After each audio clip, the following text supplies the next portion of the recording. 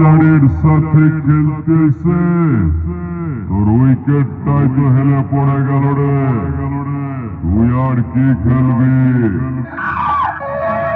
শোন শোন, ভবিষ্যতে বাপ হতে চাইলে কাঁধে নিয়ে বাড়ি যা, গুলিডান খেলবি।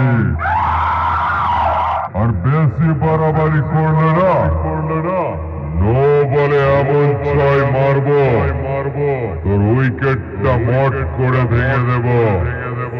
সন্ন্যাস নিয়ে ঘুরতে হবে।